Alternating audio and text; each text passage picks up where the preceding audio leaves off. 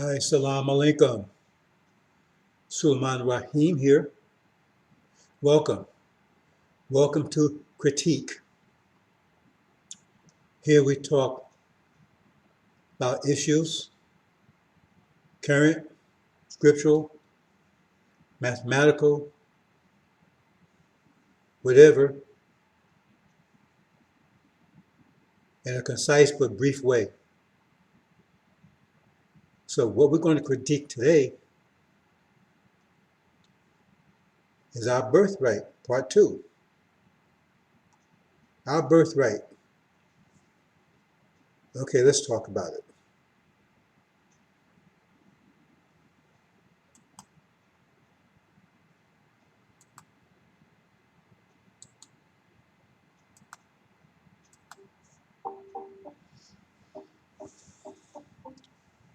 Brothers and sisters, you have a birthright. You have a contract with God Himself. And everyone is trying to get you to forget about that, to deny it, to forsake it, and you don't even know about it. You have a birthright that they're trying to get you not to claim. They're trying to get you not even realize you have a birthright by denying you who you are. So we're going to talk about that because you need to know who you are. It's like an orphan who is to inherit, right, a fortune, but they don't know it, and no one's telling them, so they can't go to claim it. So they live in place to place, maybe oppressed, maybe homeless, whatever. We have a fortune there. See, it's theirs, but they need to know that they have it and who they are to claim it. They may not even know their name. See, names may have been changed, everything. But the people that's holding on to that fortune, they want to make sure they never find out because they're the administrators of that fortune. They're living off of it. See, that's the situation you're in. See, you have a fortune that's yours by birthright.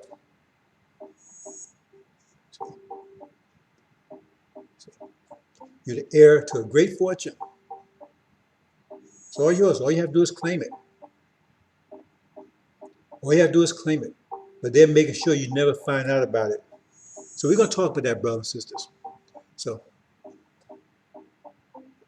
let's proceed. 1 second here.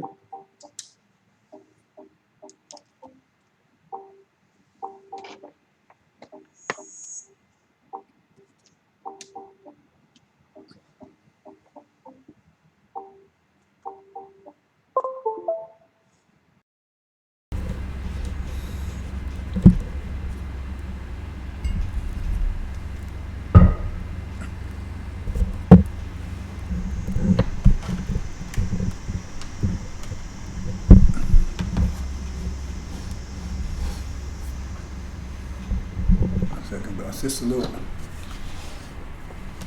adjustments here.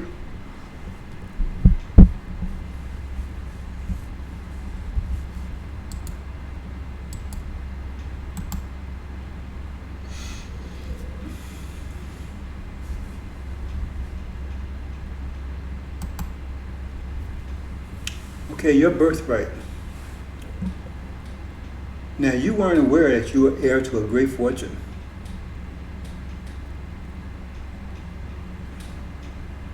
That knowledge was taken away from you. You was made an orphan. Name change and everything. So you had no idea. And then along came, right, your guardian, see, a family member, found you and told you the truth. You're the heir to a great fortune. And when you turn 465, you will get it.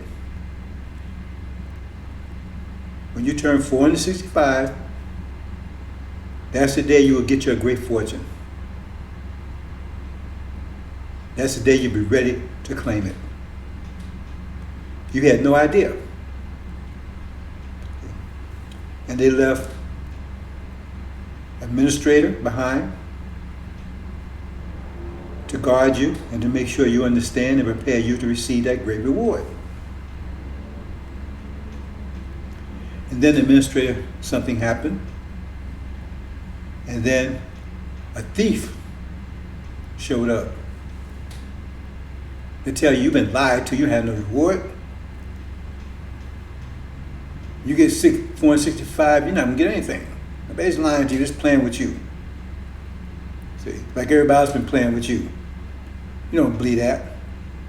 See, because he's been told by the people that possess that reward, don't tell them. Make sure they never understand that. They paying him to make sure that you never come and claim that reward because they're in possession of it. Make sure you never come and claim that reward. So he said, man, you ain't gonna get that. You believe that stuff?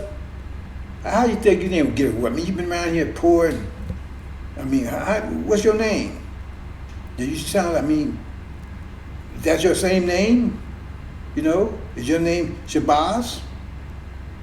That's who's gonna inherit this. That's your name? You know anything about any Shabazz? You even know about the inheritance? What's the nature of it? You know anything about any of that? Oh, man, I don't know. Well, then that's a bullshit. They ain't tell. They're fooling you. You see? Then along come your birthday, 465.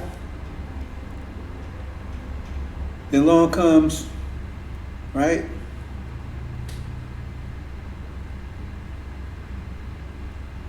The person that's have your reward for you to tell you, hey, it's time to collect. It's time to collect your reward. They don't have the reward. What they have is, right, certification that you have become 465, and now it's time for your reward. And they can remind you, oh man, what you talking about, man? Ain't no reward. I'm told ain't no reward. That was a ball BS. No, man, you got a reward. I'm here to tell you that. I'm one of the executors. I'm here to tell you have reward. Oh man, I'm tired of hearing that stuff, man. I've been hearing that stuff for 80 some years, man. Ain't no reward. Don't worry me with that. But you have a reward here. All you gotta do is come and collect it. That's all you have to do is come and collect it. It's not costing anything. Just come. Oh man, I ain't wasting no time with that, man. Get out of my face. I ain't wasting no time with that. Do you have a reward? All you gotta do is go get it. It's right over there. All you gotta do is go over there and collect the reward. Oh man, I ain't going nowhere, man. I'm staying right here. Waste my time. That's the situation we're in, brothers and sisters. That's the attitude most our people have. They got a great, awesome reward. Awesome reward. Awesome inheritance. They're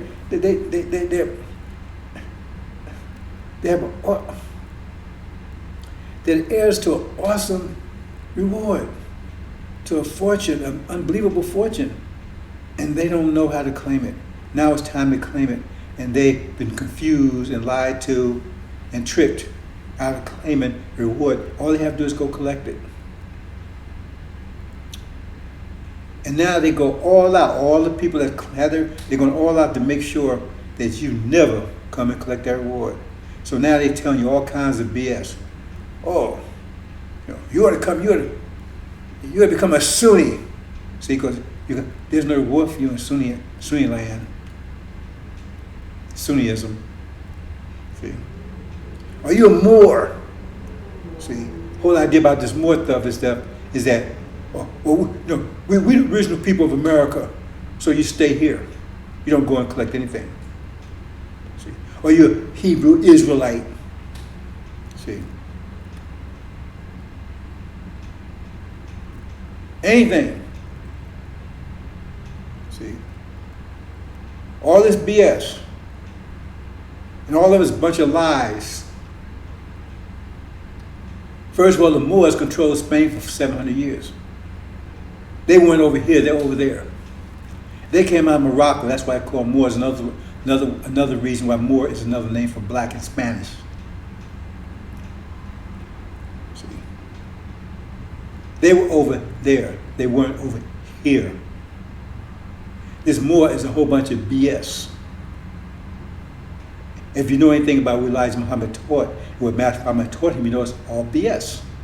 Because Master Muhammad said that we're the original people, and then you got this 2 million Indians, which is not a part of us. They came over here 15,000 years ago, out of Asia. They didn't come out of Arabia, they didn't come out of Africa, they came out of Asia because they're part of the Hindu tribe. They came out of Buddhism, out of that tradition.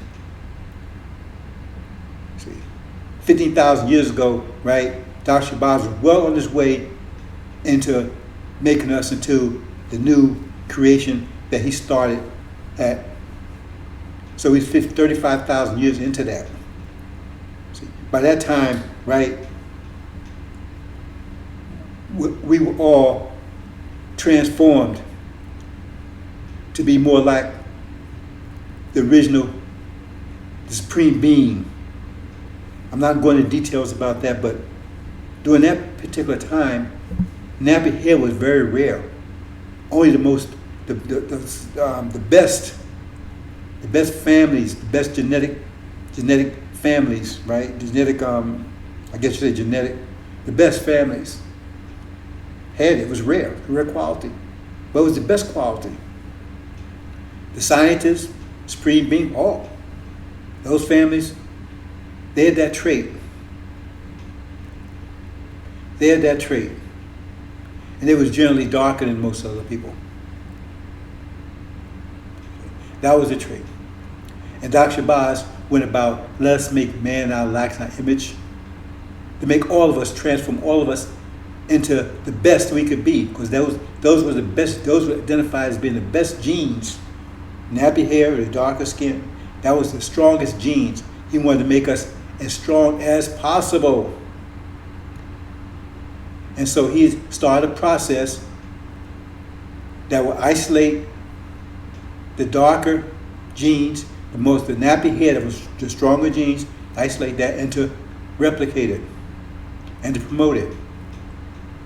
So 35,000 years into that was pretty much accomplished.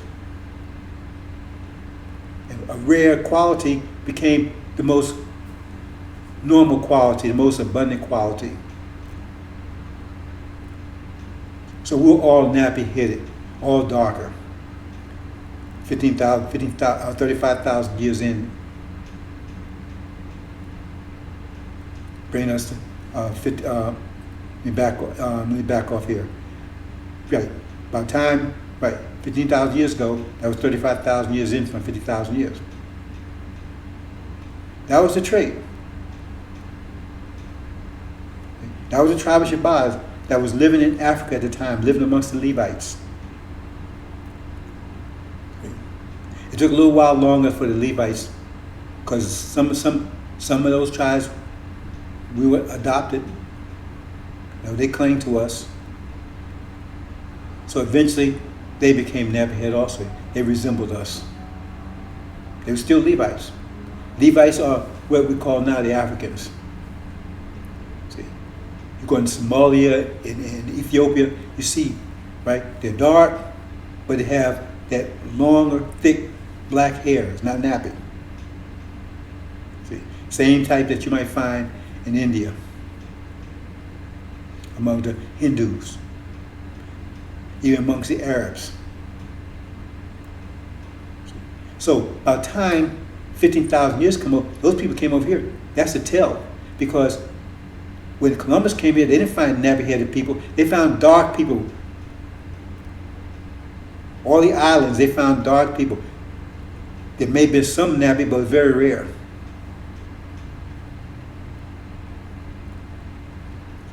But in the continental United States, most people here, right? Because if you go to some of the islands like Hawaii or whatever, those people that they had, some of them had nappy hair. I mean, they show where the queen had it. Right? Those are islands, but they're far away from here. But the continental United States, you're talking about continental America, right? Including North and South America. The people here were mostly dark, primarily mostly dark, with straight curly hair. That's the tell. See, so they missed that part. No, we was over here before Columbus. No, we weren't. The Hindu tribe was, and they were darker than they are now.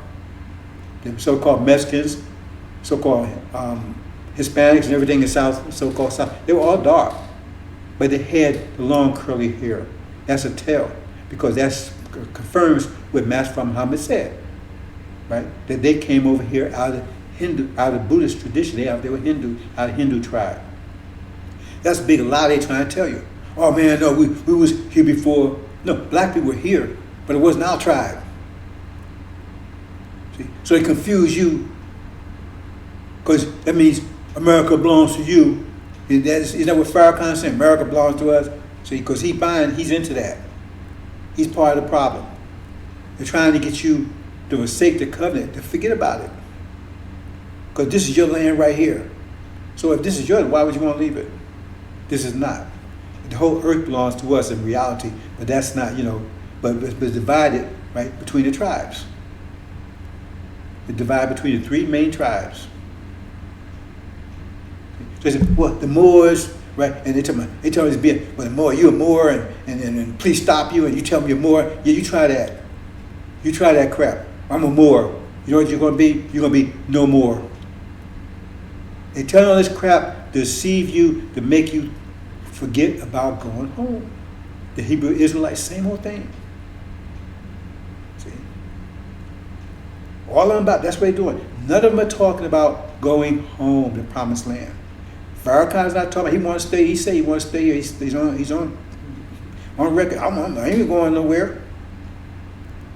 Because the whole program is to keep you from denying that covenant. And who's financing these things? In part, most of it's financed by the House of Saudi Arabia. They're financing these people to confuse you, to get you to stop talking about going home, because they know that's our land. They've taken possession of it 50,000 years ago. In retaliation, we said, okay, you forced us out, so we're going to fill it with sand. And that's what we did. See? That's our birthright has been protected. We cover sand and protected. That's the land of flowing milk and honey. That place is plenty rich. You know how you know it's rich? It has a lot of topsoil, because that's what that's what makes the land rich. Topsoil and also minerals. Right? But for just the living, right? For living, for having a great resource for just basic living purposes, right? You need milk and honey, right? Something to drink and something to eat that's nutritious. And so you need a lot of topsoil for that. That's what drove the Europeans all over the world, because they had to ruin all that topsoil in Europe and in Scotland and in Ireland. Ireland had a blight. They went and took other people's land. They ruined theirs. They know how to control. They know how to work with it, because they had relatively new creation. So that's what was happening. So what produces topsoil? The same thing that produces oil. Wherever you find abundant oil, you're going to find abundant topsoil, because both are produced by the same identical process. The decay of organic matter, which tells you that Saudi Arabia was not sand laden in the past. It tells you there was a paradise in the past, because that's the way oil is produced. Had to be a lot of plant life, a lot of animal life there that's perished, and then that organic matter, right, was converted into topsoil and oil. and they have the most abundant they know of, they claim, in Arabia. That means a place of paradise. It wasn't a place of sand, or it would never have oil there. So don't be misled by all this stuff, brothers and sisters. They come at you from every kind of way. They get you to not understand this covenant, not to listen to this message. Why don't I want you to hear this message? You got a great reward. It's not costing you anything. So you got to ask yourself why. Because what is the reward? The reward is the promised land. Where's the promised land? Arabia. Right? That's our land. Like I said, it's covered with sand right now to protect it. So who, if you put in that context, who in the world would not want you, who in the world would want you not to come and take possession of that land? The people that's sitting on it right now. They wouldn't want you.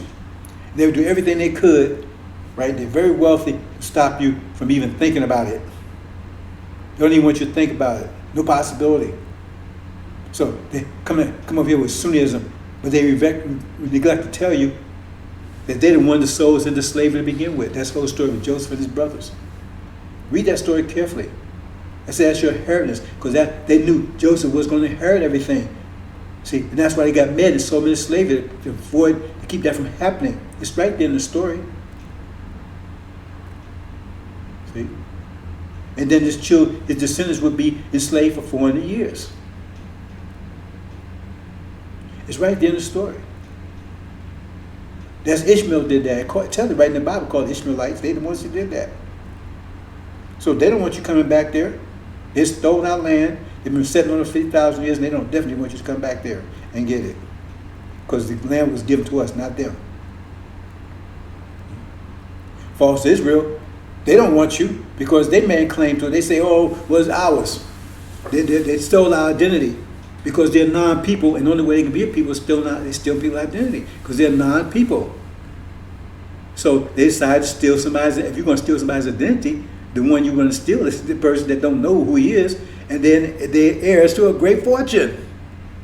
They know we're heirs to a great fortune, but we don't know it. And they're part of the reason why we don't know it. So therefore, what have they done? They take and try. They take and sell stolen identity because they hope to inherit that. You know, that's the whole story about Jacob. The story is there also, right? He stole his brother's inheritance. He took his brother's identity, covered himself, made himself look like his brother, and stole in the process trying to steal his brother's identity. So we got false Israel. They're over there pretending they're us because they know we don't know. And they're hoping to inherit, right, our inheritance. They're hoping to be heirs to that great reward, that great fortune. That's our birthright.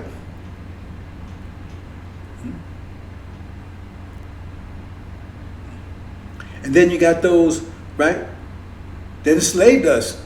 Ishmael sold into slavery. They don't want us. They want to keep us down because if we ever receive that reward, there's going to be some payback. Because now they're no longer the master, but we're the master and they're the slave. Because that's what the reward says. The reward means we inherit everything. See? Including them.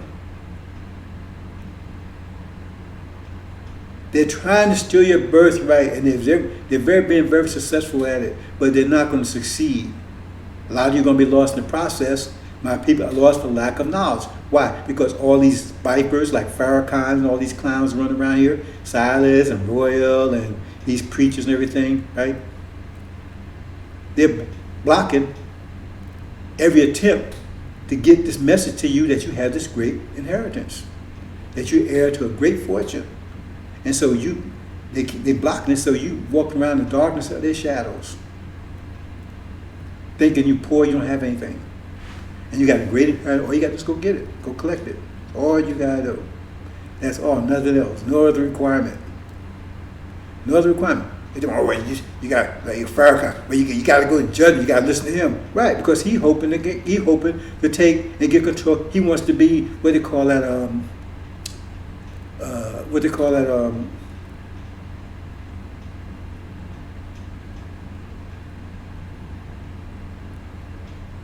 Well, it's like an executor.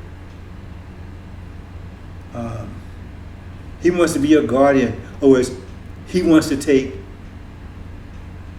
if you even get it, he wants to be the one to control it. So he wants to inherit the reward. You used to be slaves. So in other words, you go collect it and you give it all to him. See? But first and foremost, he's being paid to make sure you don't get it. But he's being a little duplicitous himself. Because he said, well, man, if I get it, man, I'll control it. I'll be the big one. I'll be in control of all of that. Because I'm Jesus. I'm the Son of Man. See? So he's being a little duplicitous there himself. Because he's being paid to make sure you never go and collect. But he's covering his ass. So he said, well, if they do, right? See, now you see the hand right on the wall. He's due. Well, if they do, I want to make sure, right, I'm going to be the one that's controlling it. See? That's what you got going for you, brothers and sisters. They're trying to stop you from claiming your reward. Your birthright, they're trying to steal it from you. The Bible tells you that in many, many ways. Story of Jacob, right? Telling you in many ways. They're trying to steal your reward. Story of Joseph. Threw him into prison, in slavery. Keep him claiming his reward. Okay.